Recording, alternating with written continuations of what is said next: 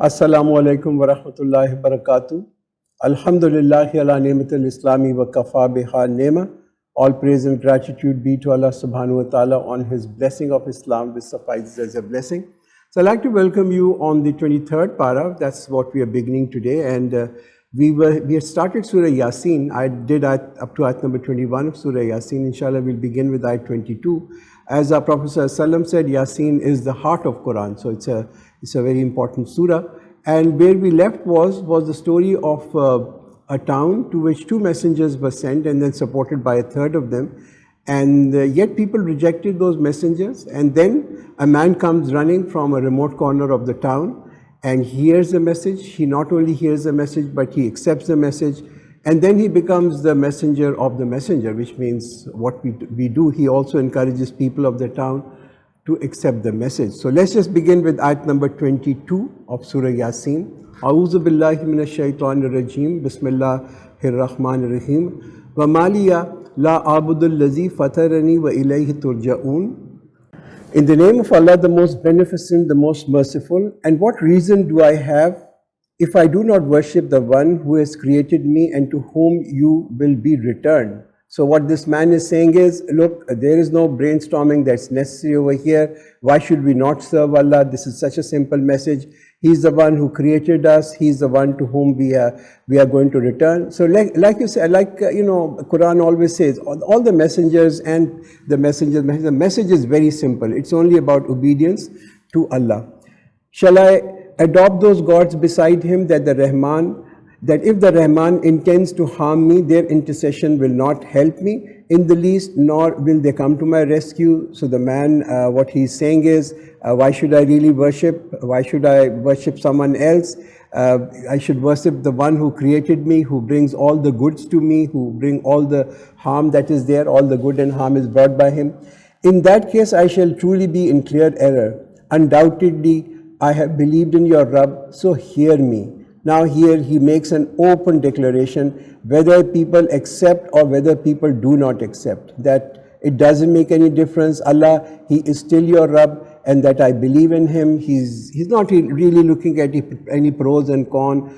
He just submits and he says, there is no maslahat in it, I am going to submit. قِيلَ ادْخُلِ الْجَنَّةِ قَالَ يَا لَيْتَ قَوْمِي يَعْلَمُونَ. And it was said to him, enter paradise. He said, I wish that my people knew. So in between the lines, in between these 2 ayahs, the people of those towns killed this man because he accepted faith. So it was said to him, as they killed him, it was said to him, enter into the garden. For a shaheed, before the drop of blood, falls and hits the dust, he gets his place in paradise. And not only that, this man says, I wish my people knew that in return, what all, great prize I have got. Bima ghafarali Rabbi wajalani minal mukrameen. How my Rabb has forgiven me and placed me among the honored ones.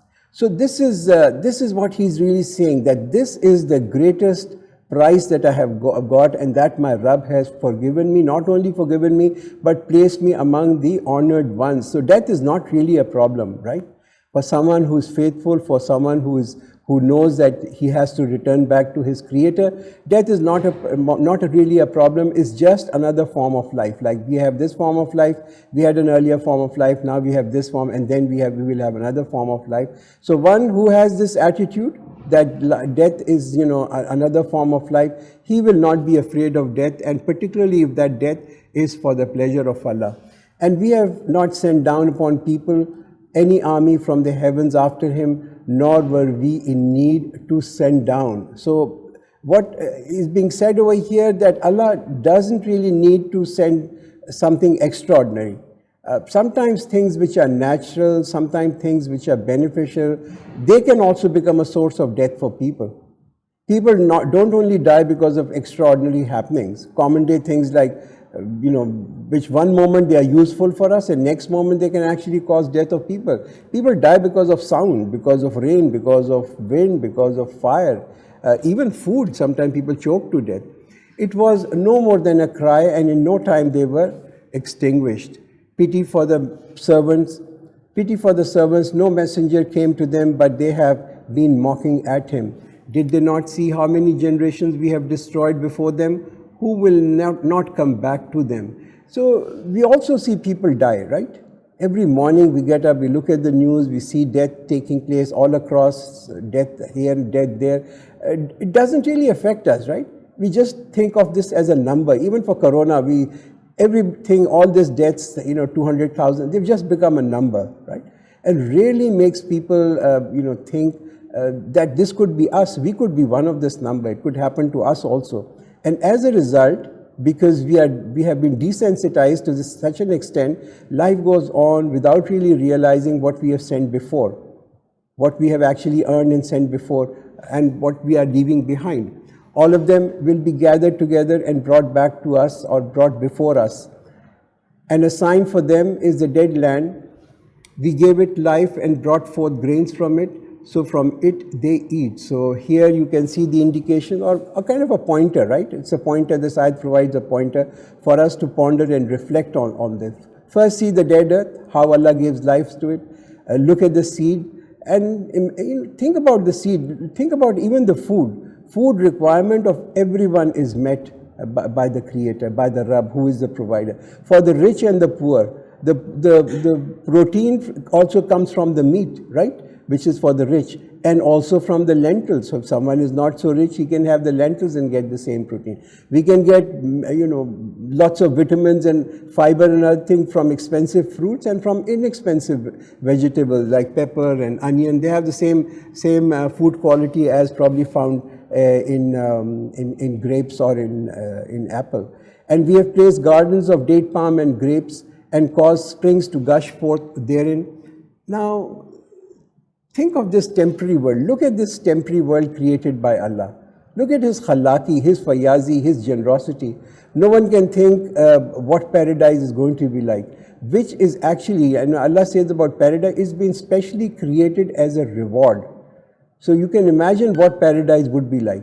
So those who want to benefit from the world, and we do benefit from the world, how much effort we do. The years and years of struggling to acquire ilm, to strive, and despite boredom, some of these things that we have gone through, read in our lives, so boring, so monotonous, very exhausting, but we keep working. We go to the office, we work every day, despite all the toil, right? How much effort man is making to earn this world. And imagine the amount of effort that we should be putting in order to earn paradise, which is going to be forever, and it's going to be a real reward. And this is where we need to have a balance, and we need to really make a decision how much resources we need to allocate for this world, and how much resources we need to allocate to make our palace in paradise, so that they may eat its fruits while it was not made by their hands. Will they not be grateful? And this is a question that is being asked over here. And the question is, did you really create anything that you are eating? Think about the fruits. Think about the drop of water. Think about the atom. Think about the seed. Yes, man has been very clever in changing forms of what Allah has created, but that's where it comes and that's where it ends. The creator of everything is only Allah. Glory be to Him who has created all pairs of whatever the earth grows, and of humans themselves, and of that which they do not know. So this Quran over here in this ayah talks about pairs or partners. For everything there is a pair. There is a pair. There's a pair for everything, and this is such a great blessing. Now, when you say pairs is not equal. Both the pairs are not, but they're also not opposite. They are there to complement each other. They are incomplete without each other. Both have a purpose to fulfill. None is superior and none is inferior. Now, this ayah actually, can you think of this ayat being revealed 1442 years earlier? This ayat is sufficient for Iman. Quran says everything has a pair. Whatever the earth grows, and of humans themselves. So there are biological, pairs of male and female in people, in animals, in plants, in insects, even in inert things. Like even magnets have a pair. A magnet is a north pole and a south pole. Even things like electricity has a pair. It's positive, negative. There are electrons and then there are protons as a pair. There are black holes in this universe which absorb energy, and then there are the quasars which actually release energy. And there's a pair for life also. And the pair for life is death. The pair for this world is the hereafter. It's only Allah who is one. It's only Allah who is alone, who has no pair. And a sign for them is the night. We strip the day from it and they are suddenly in darkness. Now, inherently, the earth is dark. By the very nature, the material, it's dark, it's heavy. Right? The nature is dark. It cannot produce light. It depends upon the sun for the sun to provide light to it, which is like a covering. So that the sun comes out, the light covers the dark earth. When Allah takes the sun away, man and this earth are in a state of darkness. Now similarly, man is made out of the crust of this earth, the clay which comes from this earth, which is also inherently dark, which also inherently is heavy, and by itself it cannot produce light. Hence man is also dependent on wahi for light, for guidance, for being on the Sirat-e Mustaqim. It is only through the wahi and the light that comes in from there, from the revelation, that man can be guided. And those who reject, Quran actually calls them as zalim. You know, Muslim in Arabic, actually Muslim also means darkness. So zalim is someone who lives in darkness and who rejects life. And this is the kind of zulm that Quran talks about. And the sun is quickly proceeding towards its destination. That is the design of the Almighty, the All-Knowing. And for the moon, we have appointed measured phase until it turned like an old branch of a date palm. Neither it is for the sun to overtake the moon, nor the night outpaces the day. Each one is floating in an orbit. Think of this ayat, you know. At that time it says that there are orbits and everything is floating in an orbit. For everything there is a path. Anything that moves away from the path will only result in its own destruction and in its destruction of those who cross its path. Position of a man is also to be a servant of Allah, slave of the Creator. When man moves away from this position and tries to act like the master, then fasad is created on the earth. And it is a sign for them that we boarded their offsprings in the loaded ship and created for them things similar to it on which they ride. So Allah is taking a nisbat, the ownership of all the means of transportation, ships and also similar things to it, right? Allah is saying this is from Himself. Why is Allah taking the ownership of this? All the means of transportation that have been made are made by harnessing or using the laws that Allah has set. Man just observed and studied and used the laws to provide benefit to him. So if someone begins to fight these laws and says, I don't accept this law, I don't accept that things fall at 9.8 meters per second, what will happen? Well, nothing will happen. There will be no progress. There will be just frustration. The conclusion is there's no point in fighting the laws. We cannot change them, these laws. These laws are like constant. They cannot be changed. Similarly, laws of Sharia are also laws that Allah has provided. They are also constant. Fighting with them will not result in any benefit. These are also universal constant. We need to also understand, study the religious laws, understand them and set up our system based on these laws. The same Rabb who has created physical laws has also created Sharia law. So why put a trust on one of them and mistrust the other? And if we please, we can drown them, then no one will respond to their cry, nor will they be rescued. So despite progress, things fail. Despite seatbelts, despite airbags, despite anything, cars crash can be fatal. Nuclear submarines would sink. Columbia crashed, Titanic sank, right? So this is it. When Allah wants these things, as long as they are beneficial, when Allah wants, Allah can actually, make them actually a source of great death and destruction. Unless there be mercy from us, and we let them enjoy for a while. So everyone is dependent on the rahmat of Allah. When Allah withdraws His rahmat, accidents happen. And when it is said to them, fear what is before you and what is behind you, so that you may receive mercy. There comes to them no sign from the sign of your Rabb, but they turn away from it. So denial can be and turning away can be in many ways. There's outright rejection, or considering that we control our own destiny, assuming everything is a natural process while becoming distant from Allah. All these are ways in which people can deny the Creator. And when it is said to them, spend from the provisions Allah has given you, the disbelievers say to the believers, shall we feed those whom Allah could have fed if Allah so willed? You are but in open error. Now, one way of reading this ayat is that it is saying it that if Allah wanted, He could feed them, implying that these people are no good.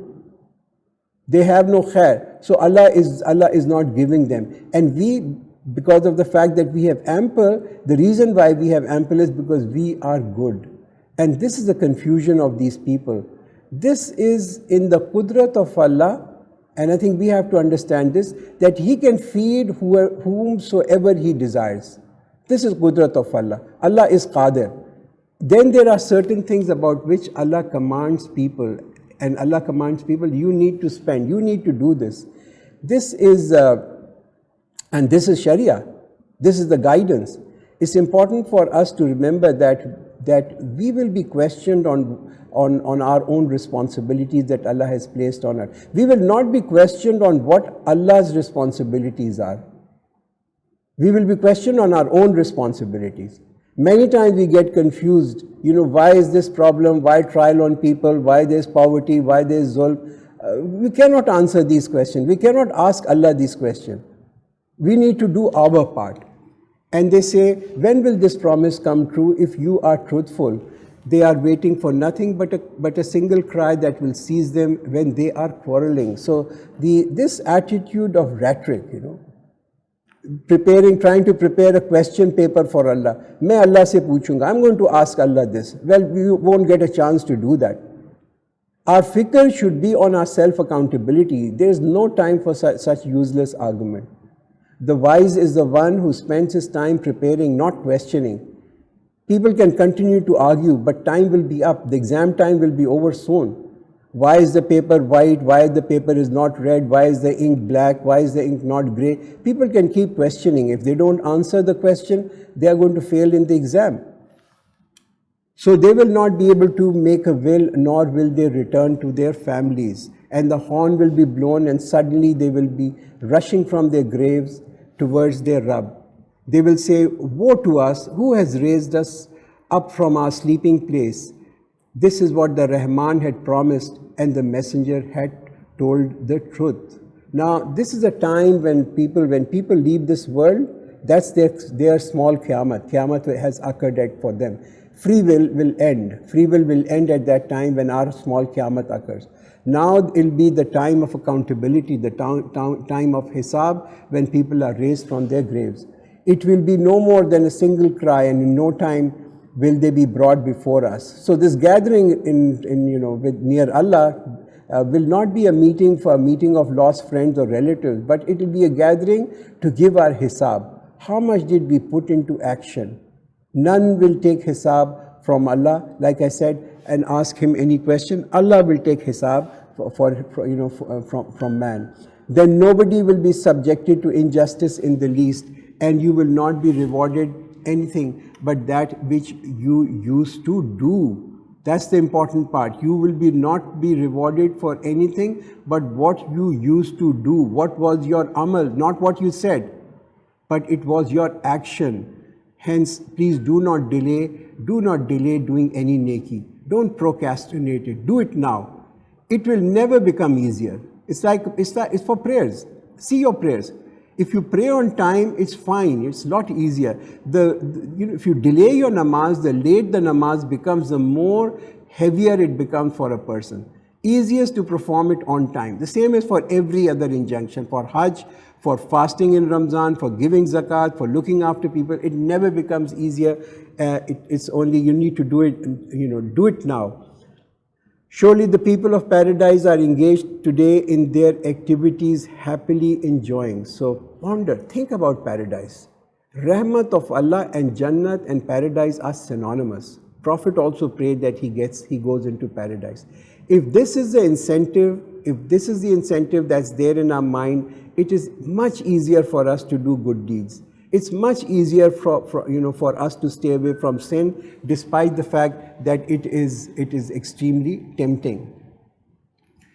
And they and their spouses are in pleasant shade, reclining on the couches. So azwaj, the word that's being used over here, means prayers. It doesn't mean that if the wife is naked, the husband, and the husband is not, then he's going to go with her, or vice versa. Everyone needs to independently qualify for paradise. For them there are fruits, and for them there is whatever they ask for. So the zikr of paradise, and that's over here, so that there is a desire in people to do good. Paradise is a place, as Quran often mentions, a place where whatever people desire will be provided for them. Peace, a word from the merciful Rabb. Wamtazul yawma ayyuhal mujrimun, and get aside today, O you guilty ones. So the word mujrim comes over here. The word mujrim that's used over here, the word kafir is not used over here. The word mujrim is used. Who is a mujrim? The one who breaks the law of Allah. And it could be a Muslim also, because Muslims also break the law of Allah. Perhaps people will be separated into groups on the day of judgment based on the crime that they had committed. Did I not enjoin you, O children of Adam, that you must not worship the shaitan? Surely he is your open enemy. Now, shaitan, as repeatedly Quran tells us, shaitan cannot force people to follow him. He just insinuates, he just gives suggestion, he just gives idea to people, and people are willing to follow. And that you should serve me, and that is the straight path. So Sharia is the straight path, and that is only obedience, following the Rabb, serving the Rabb, for serving the Creator, that is there. And man has been given faculties and then warned of this day of judgment. And certainly he has misguided a multitude of people from among you. So did you not have any sense? So when instincts and desires are not harnessed and controlled, then the shaitan plays on these instincts and misguides people. This is the hell of which you were constantly warned. So this, the promise of paradise is there, and Allah has promised paradise for the righteous. The promise of hell is also there. And this is what Quran says. This is hell of which you were constantly warned. So all Allah's promises are firm. Enter it today, because you have been persistently denying. Today we shall set a seal on their mouths and their hands will speak to us, and their feet shall bear witness of what they used to earn. So no matter how good people think they are, no matter how good their faith is or their aqidah is, no matter how much knowledgeable people are, in the end the question will be how much deeds they did, how much amal they did. And also parts of our body will become a witness for that as to what amal they did. If we so will, we would erase their eyes, then they would run about groping for the way, but how could they have seen? So Allah could have taken, if we so will, that's how this ayat begins. But if Allah wills, if Allah wants, He can take away the ability of people, but He hasn't, He didn't. And if so we will, we would disfigure them at their places, and then they would not be able to move, nor would they return. So two impediments which stop people from coming on the straight path, and I think we need to be cautious about them: the love of wealth, intense love of wealth, and the intense love of our family and our children. So this urge, this urge to advance in capacity and to do positive thing and bring about positive change is also provided by Allah. And whomsoever we give long life, we reverse him in creation. Do they not understand? So Quran reminding people of their second childhood, the old age, completely dependent on other, like a child is dependent. Like when we were children, we were completely dependent on our mother to take care, and that's exactly how old age we will become. Now, we should really pray. To be very honest, we should pray that may our lives end well before we reach such stage where we do not understand anything. We did not teach him poetry, but it is not suitable for him. It is nothing but an advice and a Quran making things clear. So Quran is no poetry, it's no exaggeration, nor is it for entertainment. So that it may warn him who is alive, and so that the word may prove true against the disbelievers. Did they not see that we created for them cattle, which our hands have fashioned, so that they become their owners? what all things that Allah has created for the benefit of mankind. All these things which are beneficial have been created for man. And we have brought them under their control, so they ride some of them and some of them they eat. And Allah has provided the ability to some of these animals that Allah has created that man can tame. We can't tame an ant. An ant is so small, man cannot tame an ant.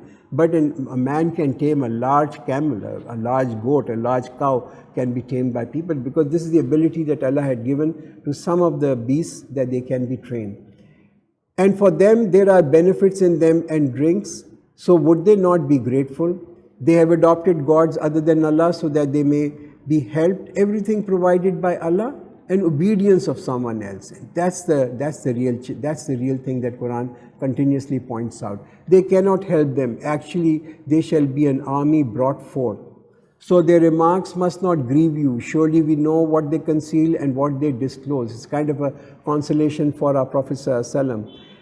Did man not see that we have created him from a drop of semen? Then behold, he is an open adversary. From a single cell, Allah has made man, a human being, given him all the faculties. And when these faculties and abilities are given, man begins to use them against the very Creator who created these faculties. He has set up an argument about us and forgot his creation. He said, who will give life to the bones when they are decayed? Say, these will be revived by the one who has created them in the first place, and who is the knower of every creation. The one who created for you fire from the green tree, so that with it you kindle. Is it not that he who created the heavens and the earth has power to create one like them? Why not?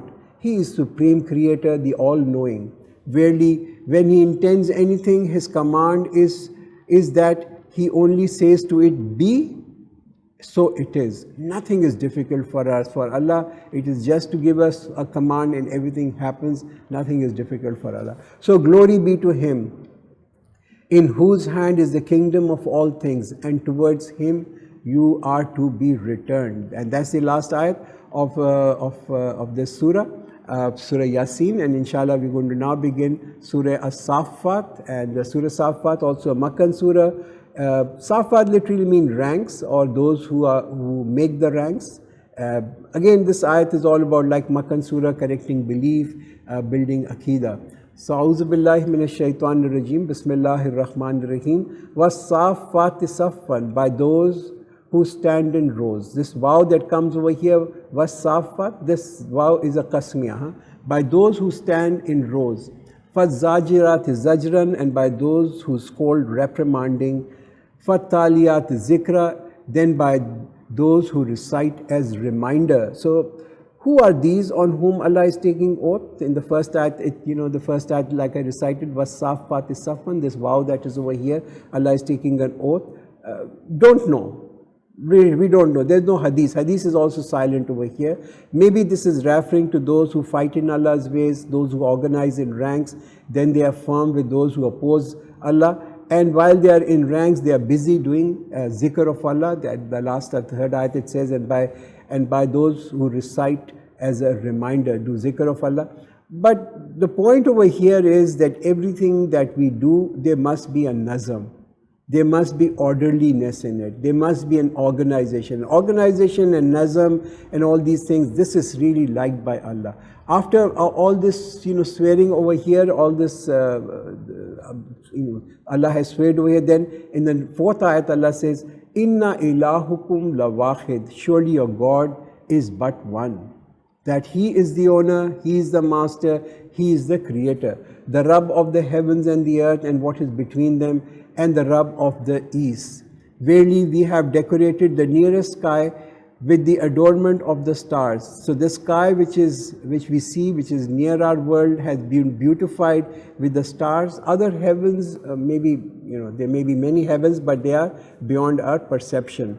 And security against every rebellious devil. They cannot listen to the exalted assembly and are hid from every side, to be driven off. And from them there is for them there is a perpetual punishment. Except the one who snatches a little bit, he is pursued by a bright flame. So the disobedient jinns, they are stopped from listening to the discussion of the angels. As we know from the hadith and from riwayat, that jinn are free to travel. So when angels are descending from the heavens with the commandment of Allah, the jinns try and overhear these commandments so that they can inform the fortune tellers. Now ask them, are they stronger in creation or those that we have created? Certainly, we did create them from a sticky clay.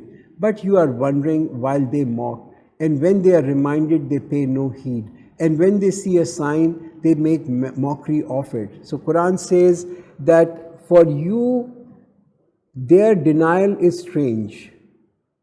That they are denying after seeing all these signs. For us, it's very strange that people still don't have faith in the Rabb. But for them, your claim is strange. So when they see a sign, they make a mockery of it. And they say, this is nothing but clear magic.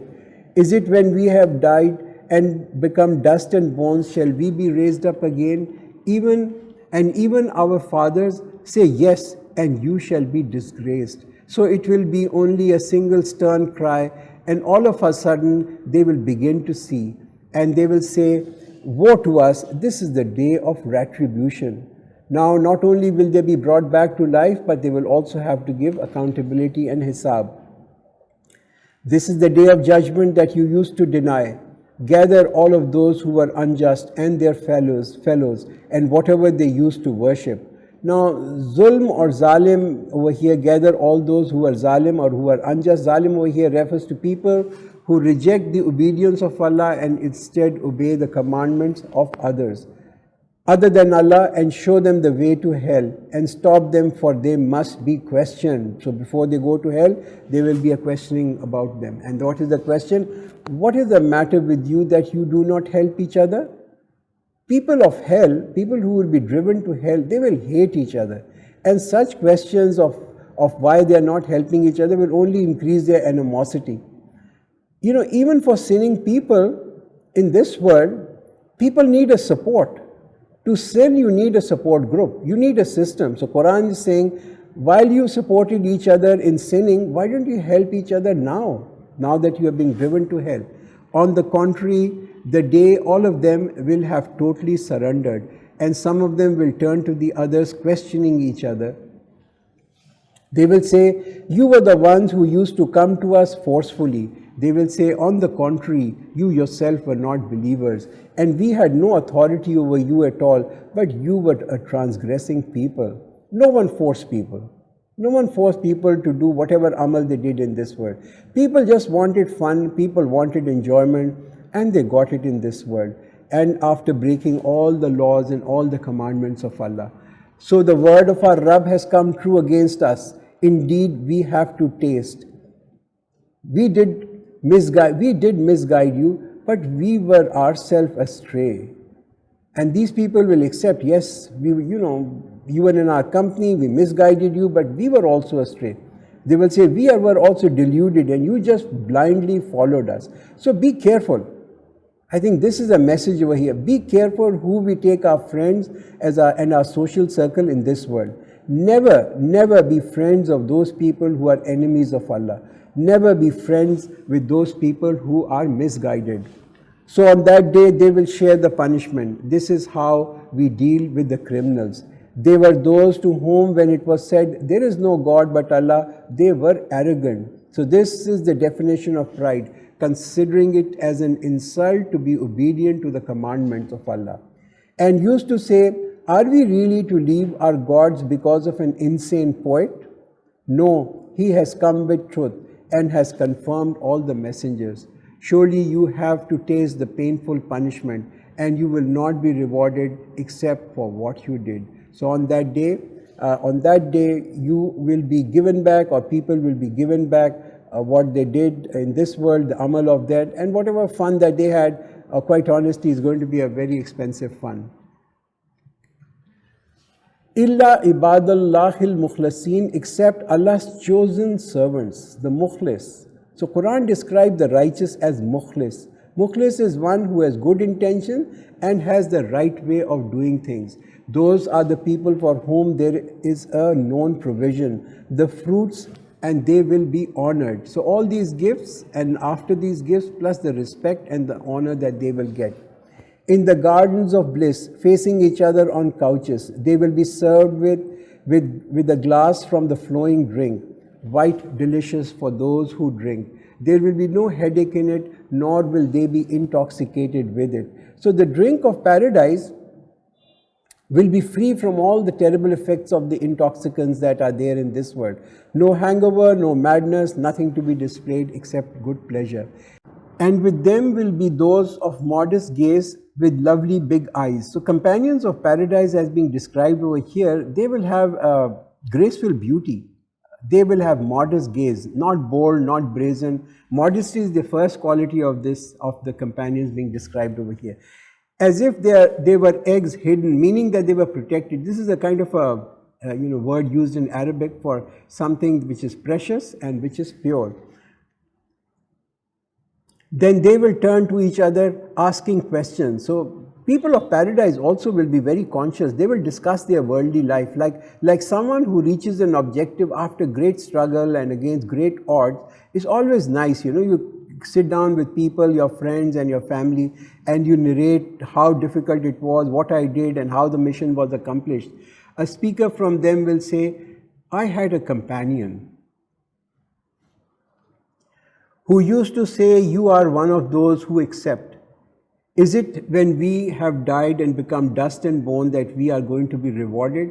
He will say, would you like to have a look? So they will be, as if Allah will speak to them or some angel will speak to them and say, will you like to have a look of this person who used to doubt this? So he will look and see him in the middle of hell. He will say, by Allah, you almost ruined me. So he will address that person and he said, you almost ruined me. It will be a horrible sight, right? Seeing somebody in the middle of hell, and he will think, what a close call this was. This is what wrong company and peer pressure can do to people. Those who are not hereafter oriented, then they are a great threat for us, because they can influence and take us away from the right and the righteous deeds. Bad company, it can be a great loss. The repercussions of this people will only see in the hereafter. And had it not been the favor of my Rabb, I would certainly have been among those presented. So what is the nemat? What is the favor of my Rabb being referred over here? This nemat is a firm belief on paradise and a firm belief on hell and a firm belief on accountability, making this as our primary goal and working to achieve this. This is the great nemat and of our favor of Allah being referred over here. Is it that we shall not die beyond our first death, nor are we going to be punished? This is indeed the supreme achievement. So no further death, no further punishment, no further difficulty. This is the real success. This is the achievement, the final triumph, the highest prize. So think what effort we need to put to get this greatest prize, to deserve this greatest prize. And for the like of this, then let all workers strive. For the like of this, then let all workers strive. This is what people need to strive and struggle for. How much hard work people do in this world? Mental kabad, physical kabad, energy, talent, effort, spending, and what return we get? Maybe a better house, a little better house than the other, maybe a better car, maybe some bank balance, maybe some wealth. That's it. We have priced ourselves too low. Whatever we get over here, it stays here. So why not work for something which is a lot more durable, it's everlasting, it's permanent, and that is only in paradise. Is that better for the hospitality or the tree of Zaqqum? So Quran mentions and names the tree which is in the middle of hell. We have made it a test for the unjust. It is a tree that comes forth from the bottom of hell. Its fruits are like the heads of devils, meaning the fruits are so repulsive, so horrible to look at. It's like the heads of devil.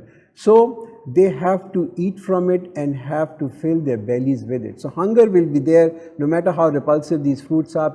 The people of hell will eat from them and put it in their belly. And they will have on top of it a mixture made of boiling water. Then their final return is to the fire. After all these unspeakable food and fruits and hot gross mixture of drink, the worst is still to come. And after this dreadful meal and this most dreadful drink, The worst is the fire of hell. They found their fathers on the wrong path, so they used to run in their footsteps. So again, this is an important ayah to remember, that from parents, children inherit rituals and children inherit belief. And blindly following is very dangerous. This is what is called ancestor worship. If forefathers were not on the right path and the children continue to follow that path, then that can lead to a dangerous consequence. And really, most of the earlier ones had gone astray before them. We did send warners among them. So look how was the end of those warned, except Allah's chosen servant. And Nuh did call us, and how excellent we are as ones who respond. And we delivered him and his family from the great agony. So the great agony, the great torture being mentioned over here, you can imagine how Hazrat Nuh alayhi salam must have felt being surrounded by the enemies of Allah for such a long time. And made his progeny the sole survivors. So his progeny from Hazrat Nuh alayhi salam was Ham, Sam and Yasir, three of his sons, and mankind is a progeny from these three sons. And we left for him among the later generation. Peace be on Nuh among all the worlds. Certainly this is how we reward those who do good beautifully. He was one of our believing servants. Then we drowned others. And certainly one of his adherents was Ibrahim. So now we're going to look at the story of Hazrat Ibrahim alayhi salam. Is ja'a rabbahu biqalbin salim. When he came to his Rabb with a sound heart. Qalb salim. A beautiful word being used, a beautiful ayat over here. Qalb salim, a heart which is not rebellious.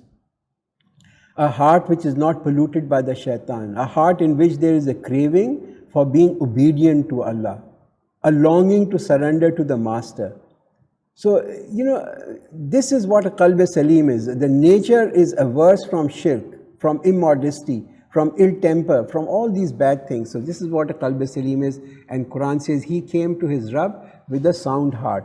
When he said to his father and his people, what is that which you worship? Do you desire false gods other than Allah? Now, Ibrahim alayhi salam is trying to correct his people. He didn't say, fine, I'll protect myself, my faith is there, you do what you like to do, but he's pointing out to Allah and he's pointing them out and questioning them, literally questioning, pointing out their errors. So I think one of the things is when we see something wrong, we need to really point it out. Don't be too sensitive about opposition. Then what do you think about the Rabb of the worlds? And this is Hazrat Ibrahim alayhi salam questions his people, that isn't the Rabb of the world sufficient? Do you think that he is not sufficient to fulfill all your needs and wants? Then he glanced at the stars, looking up once. Then he said, I feel unwell. So they went away from him, turning their backs. So the people left him and went away. And he made his way to their gods and said to them, why do you not eat? What is wrong with you that you do not speak? So you can see that Hazrat Ibrahim knows and he recognizes the utter helplessness and powerlessness of the one who is being worshipped. All these gods that are made from stone and mud and wood. Then he attacked them, striking with his right hand. Then they came rushing to him. So the people now suddenly returned back to the temple. He said, do you worship what you have carved? He's asking them the question, what are you worshipping? You make them out of your own hands and then you make them gods and then you begin to worship them. While Allah has created you and what you make, they said, build for him a structure and throw him into the blazing fire. So they designed a plot for him and we made them the lowest. So the fire was kindled to burn Hazrat Ibrahim alayhi salam, but then Allah has his own design. The fire was cooled down and did not burn Hazrat Ibrahim. And he said, I'm going to my Rabb, he will show me the way. So when all this happened, Hazrat Ibrahim was given a command by Allah. He received a commandment that he needs to leave these people wherever he was living in the city of Ur and to move to Canaan. O my Rabb, grant me from among the righteous. So we gave him the good news of a forbearing boy. Thereafter, when he reached an age in which he could work with him, he said, O my son, I have seen a dream that I am slaughtering you. So consider what is your opinion. He said, "O my dear father, do what you have been ordered to do. You will soon find me, inshallah, one of those who endure patiently." So the riwayat goes, as Hazrat Ibrahim was nearly 100 years old, he had a dream, and this dream was repeated 3 times. And he actually repeated this dream to his young son, who was 12 years old, Hazrat Ismail alayhi salam, and said to him that this is a dream, and what do you think, what is your opinion? And look at the son, the 12 years old son. He said, "Oh my dear father, do what you have been ordered to do. You will find me, inshallah, one of those enduring patiently." And this must have been unparalleled, a most difficult test. There's no parallel for this kind of a test. Falamma aslama wa talahu lil jabin. So when both of them submitted themselves, he laid him on his forehead. This was the deen of the father, Hazrat Ibrahim alayhi salam, and his son, Hazrat Ismail alayhi salam. And the deen was, or what? Aslama. Falamma aslama. This was the deen, submission. They submitted. They heard the command and they obeyed. They didn't question. They didn't ask for anything. They just submitted. And then we called out to him, "O Ibrahim, you have indeed fulfilled the dream. This is how we reward those who are good in their deeds. This was indeed a clear trial." So the one who is taking this test, Allah subhanahu wa ta'ala, Allah is taking this test. Allah is saying, this is enough. You have proved beyond doubt.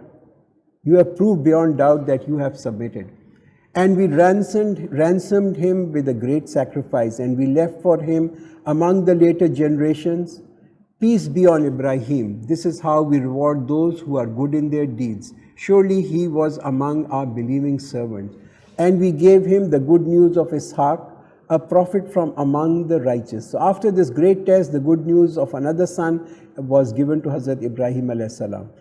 And we did bless him and Ishaq, and among the progeny of both of them, some are good and some are utterly unjust to their own selves. Certainly we bestowed favors upon Musa and Harun. Now the story of Hazrat Musa alayhi salam and Harun alayhi salam. And we delivered them to their people from the great agony, and we held them so they became victors, and we gave them the clear book, and that's the prize that was given to them, and guided them to the straight path. And we left them among the later people. Peace be on Musa and Harun. This is how we reward those who are good in their deeds. Surely both of them were among our believing servants. And surely Ilyas was among those sent. Now we're looking at the story of Hazrat Ilyas. Hazrat Ilyas lived around maybe about 875 or 850 BC. He was a prophet that was sent to Bani Israel, and this was a time when Bani Israel were indulging in shirk in big time, and that the reason for this was that Bani Israel were marrying mushrik women, and the king over there also married a mushrik woman, and she introduced these rituals of worship of idols in the temple. When he said to his people, "Do you not fear Allah? Do you invoke Baal?" And Baal was one of the main god that had been placed in the temple. "Do you invoke Baal and forsake the best of the creators? That is Allah, who is your Rabb and the Rabb of your forefathers." But they called him a liar, therefore they will be called upon, except Allah's chosen servants, and we left him among the later people. And peace be on Yaseen. That's the word being used over here for Hazrat Ilyas over here. Peace be upon Yaseen. This is how we reward those who are good in their deeds. Surely he was among our believing servants. And now the story of Hazrat Lut alayhi salam. And surely Lut was one of the messengers. Hazrat Lut alayhi salam, nephew of Hazrat Ibrahim alayhi salam, he was sent to the people of Sodom and Gomorrah, notoriously sinful people, the first LGBTQ of this world. Like I said, he was a nephew of Hazrat Ibrahim. He had migrated with Hazrat Ibrahim from Ur to Canaan. When we saved him and his family, all of them, except an old woman among those remaining behind. After that, we destroyed others. And you do pass by them in the morning, and by the nightfall, would you still not understand? So the ruins of Sodom and Gomorrah still there. People would go by their ruins in the nightfall in the caravans.